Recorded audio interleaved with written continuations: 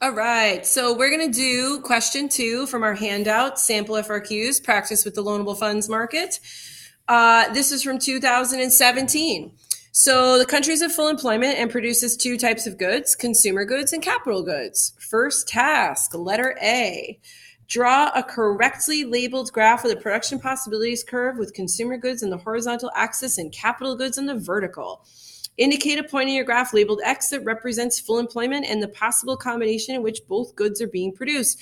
I love it when they take us down a trip down memory lane and we get to visit our old friend, the PPC. So let's just follow directions, right? So we're supposed to put consumer goods on the X, and we're supposed to put capital goods on the Y, and we're fully employed, and we have to indicate that with an X. So we're going to do that. All right, easy enough. Here we go. Part B. Assume that there is an increase in the country's national savings. Again, this concept of savings increasing is coming up again. Draw a correctly labeled graph of the loanable funds market and show the change in the real interest rate from the increase in savings. So we're going to draw that loanable funds. And remember what I've said to you guys before. Is that you should feel excited about the loanable funds because it is just a supply and demand graph. It is just like everything you've done before, except the labels are different. So you have the supply of loanable funds, the demand for loanable funds. We've got the quantity of loanable funds down here. I'm going to do QE for equilibrium quantity. Remember, it's a real interest rate. It's adjusted for inflation, and I'm going to put an E there. This is going to get you 1 point just for making the correct graph. And I'm going to tell you a common mistake kids make is that they put the money market graph down. And why, I don't know. I think it's anxiety. I think it's rushing. I think it's maybe just getting nervous. But you guys know the money market graph is a little different. It's got a vertical line for the supply of money. Okay. Okay, so now we have to show the increase in national savings. So that is going to drive the supply of loanable funds to the right. Why? Because the suppliers of loanable funds are businesses, foreign investors, which you'll learn more about in international trade if you are still in Unit 5, and this is not like at the end of the course for you to review. The suppliers of loanable funds are businesses, foreign investors, the Federal Reserve, and households. So if in this business there is an increase in national savings, more people and businesses are putting money in banks. They're saving their money. So therefore, the supply of money that's in banks that's available to loan is going to increase. Now, some kids want to change the demand for loanable funds. They want to lower the demand for loanable funds. And why is that not accurate? It's not accurate because just because people are saving more does not mean they do not have a demand for loans. So, for example, I might be saving $250 more a month. Awesome. Great. At the end of the year, I'll have a couple of $1,000s to add to my savings. That doesn't mean that I might not want to take out a loan of $15,000 to buy a new car. That might not mean that I have enough money to go to school and I might need money to take out a student loan. Just because I save $250 more a month doesn't mean that I have enough money to, let's say, build an addition onto my house or to buy a new home. So loans still have their time and place despite the fact that people are saving more money. So this is something that has come up in a couple of free response questions, and I'm just trying to drill it into everybody's head that just because people are saving more, it does not mean that they demand fewer loans. Okay? All right, let's move on to part C. Part C says, on the same graph from part A, show another point labeled Z that represents full employment and a new combination of consumer goods and capital goods consistent with the increase in the country's national savings.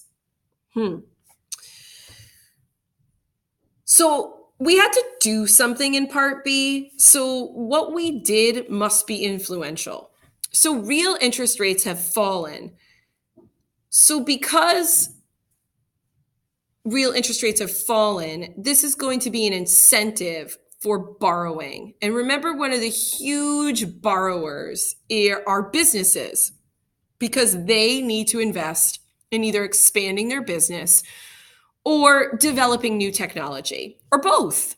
So if the real interest rates are lower, we can assume that extra borrowing, or that increased borrowing, I should say, not extra, that increased borrowing is going to take effect. As a result of that, businesses are either going to expand their business, so open more stores, put more machinery in it, build another factory, or they're going to invest in new technology to do whatever they're doing better. How do I reflect that on here? Well, I know I have to stay on the line because we're still at full employment according to the question. But the question is point Z going to be closer to capital goods or consumer goods? It's going to be closer to capital goods. The reason why it's going to be closer to capital goods is because of that conversation we just had about how interest rates being lower is going to be an incentive for businesses to develop in capital technology or increase the amount of capital that they already have by expanding their business. So like if the Ford Motor Company opened up another factory, they would just replicate all of the capital that they had just in a new location. So in D, we have to refer to our answer in part C and explain, will the long run aggregate supply shift to the right, shift to the left, or remain the same? Explain.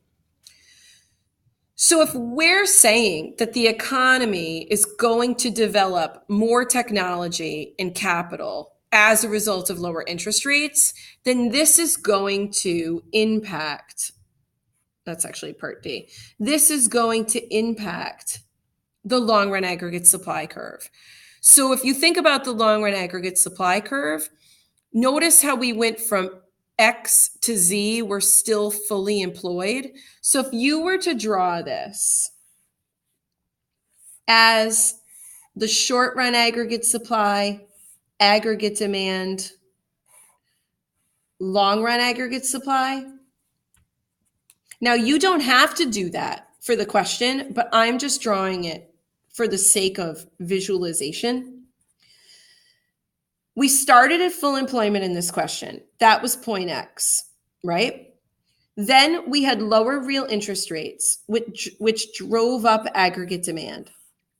Businesses are going to invest in more technology and or make more capital with what they already had.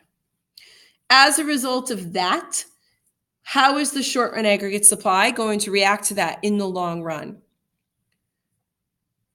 How do I know I'm going to go to a new long run equilibrium? Because part Z is also full employment. So I need to somehow show that on this graph over here.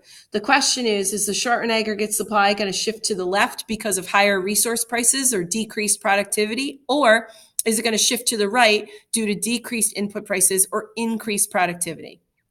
Well, if we follow what we're saying, lower interest rates drove up aggregate demand for capital investment in technology, that created more capital goods, then we need to reflect that over here.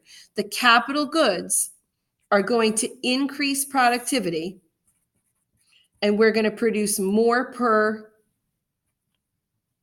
hour, theoretically, in our economy. Let me just do this so you can see the whole thing. So now my new short run aggregate supply line and my new aggregate demand line intersect out here. So technically, the long run aggregate supply will be shifting to the right. So I didn't have to graph any of that, but I needed to do it because I wanted to see it happen. So it's going to will shift to the right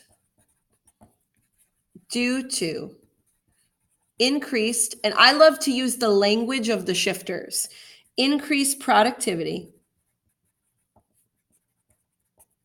that resulted from capital development.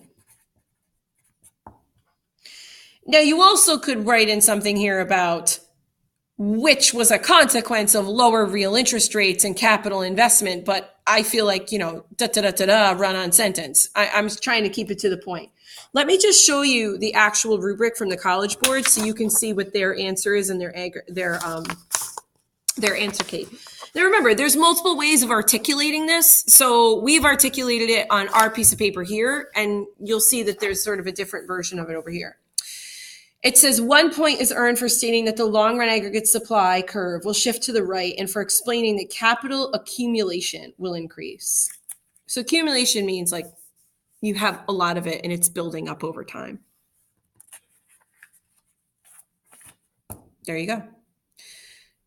I hope you enjoyed that trip through memory lane, down to memory lane here with the PPC, and then also applying to other graphs that we've studied. And look at how this question assesses Unit 1, Unit 3 with the long run aggregate supply, and Unit 5 with loanable funds, and then how do interest rates impact aggregate demand, and that's Unit 4. So, from a teaching standpoint, what a fabulous question to review the whole course, almost the whole course. I hope you feel the same way about it.